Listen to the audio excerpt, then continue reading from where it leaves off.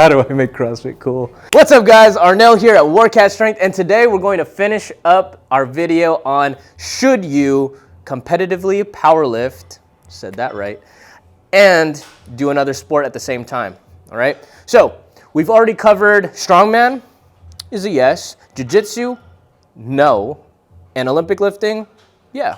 Today we're gonna go over 3 more sports, and remember, what we're trying to keep in mind is you're trying to be a competitive powerlifter, and you're getting into a new sport considering that new sport's goals, the exercises, the frequency and recovery times needed, the intensity, and the structure of your workouts. Okay, let's get into it.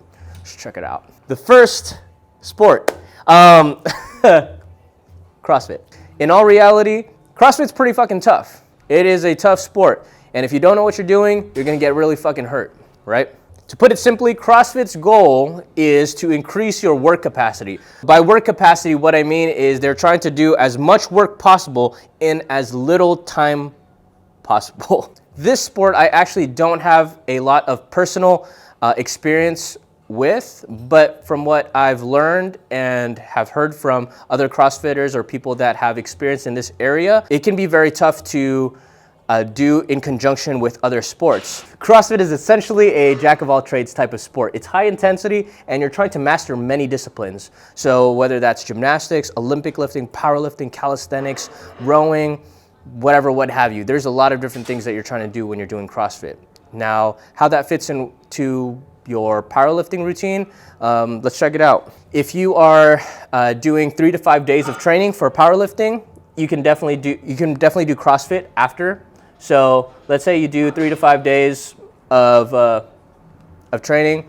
Now, if you're going to do CrossFit after your workouts to kind of like, you know, burn out or finish out your workout, you can definitely do that, but just know that you're not going to be able to keep that same kind of intensity as if you were, you know, doing it fresh, right? So if you do like an hour and a half of powerlifting type training and then you spend the last 15, 20 minutes doing a CrossFit type workout, just remember you're not going to be able to have that type of energy when you're doing this at the end, right?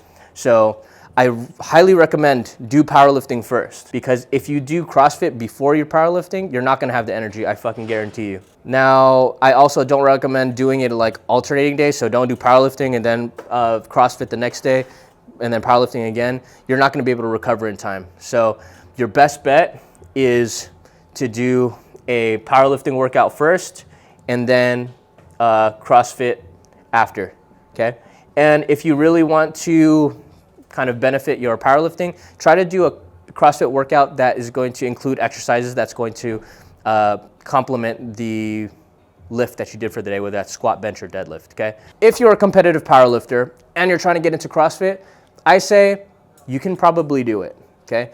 If you value your fitness and you want to be better at other things, it might be a good idea. But just know that you need to take into account your rest and that you're not going to the CrossFit Games anytime soon. Let's say yes, with conditions. Second part, endurance type sports like Spartan race or, you know, long distance running like 5K, 10K, half marathon, marathons, all that kind of bullshit. This one's pretty easy. Okay, you're doing a lot of running, doing a lot of hiking. Now, in the case if you're doing obstacle course racing like Spartan race, just know that that's going to be different than if you're just running. Okay, so let's tackle obstacle course racing first. If you're doing Spartan race, there's a lot of shit, as you can see, that you're going to be doing. You're going to be doing a lot of running, fuck ton of hiking, lifting, jumping, carrying, swimming, climbing, balancing. A lot of different things that your body is going to need to do in order to be successful doing Spartan race. Now, I'm just going to cut this off real quick because I've done this many times. Spartan race works best if you're just training for Spartan race. Not that Spartan race is super fucking difficult. I mean, at times it is, but because there are so many different skills that you're trying to improve, it's going to be beneficial if you just stick to Spartan race. Just kind of like how we were talking about jiu-jitsu, you get better at jiu-jitsu if you're doing jiu-jitsu. Same thing with Spartan race. You're going to do a lot better doing Spartan race if you're just doing these kind of things. And because there's so many things, you only have so much time in a week, right? So if you're trying to powerlift and master all of these things, it's not going to be good. I can guarantee you if you try to compete powerlifting and try to do sparring races at the same time, you're gonna quit after the first race, I guarantee you, because the thing is that there's not only just like short distances for sparring race, but there's the long distances too. So there's different factors that you need to take into account, right? I'm just gonna say no already, right? Now let's talk about like if you're doing like long distance running, like you're doing 5K or 10K or half marathon or anything like that. This one's pretty easy. If you're trying to casually get into long distance running along with powerlifting, all you got to do is fucking run, right? Maybe the only thing you need to work on is your running mechanics, and maybe doing unilateral exercises to improve, your balance when you're running. I don't know. But the thing is that there's not a ton of stuff that you got to do that's going to directly take away from powerlifting, right? There's plenty of powerlifters that do cardio at the end of their sessions to kind of burn more calories, to maintain a somewhat better figure. Somewhat. The thing about this is that this running is done outside, so it's going to be a lot tougher than if you're doing the Stairmaster or the treadmill, so keep that in mind. The only thing that I would say is if you're doing long distance running is to listen to your body, okay? Strategize the times and distances that you're going to be running for, okay? So if you are doing a upper lower type split with your powerlifting, might be a good idea not to run on the lower body days, maybe run on the upper body days. Make sure you get your lower body days done before your harder runs. You could definitely do this. And I actually would support this because, getting more cardio in, training like literally the opposite energy system that you're using in powerlifting, I say yes, you can do it. But on condition, but listen to your body. Because if your joints go, powerlifting goes. The last sport that we're going to talk about is, guess. It's bodybuilding. Got it right. Whether you like it or not, if you're following a program and you see sets of 8 to 12 on accessory movements, you're training like a bodybuilder, right? Surprised? Me too. When people think bodybuilding, you think aesthetics, right? And that's the goal. You're trying to look more aesthetic. You're trying to look better, right? If you want to get into bodybuilding, you want to make sure you understand what your goals are, okay?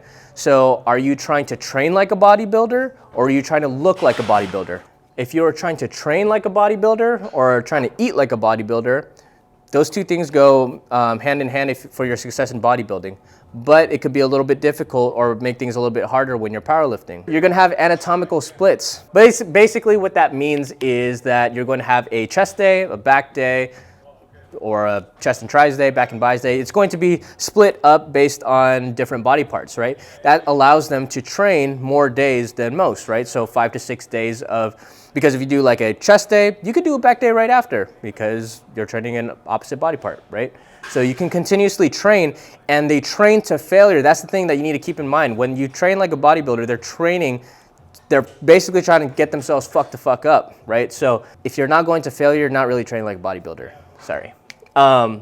So these anatomical splits is a strategy for them to be able to do this. Now, how does this play into powerlifting? Now, if you want to train like a bodybuilder and still powerlift, you're probably doing that already, right? If you're doing sets of 8 to 12 and you're trying to go to failure on those exercises, you're probably training like a bodybuilder. But what I want you to keep in mind is that if you are training to failure on your accessory exercises and really going fucking ham, meaning like you are really like fucking your shit up, just know that let's say you squat on Monday and then you're supposed to deadlift on Wednesday.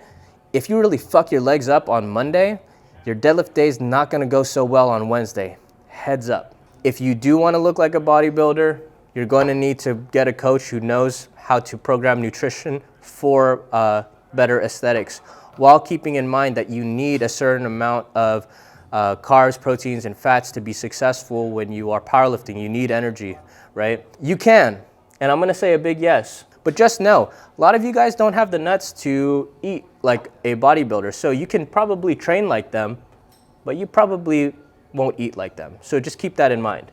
I hope all of this information was helpful.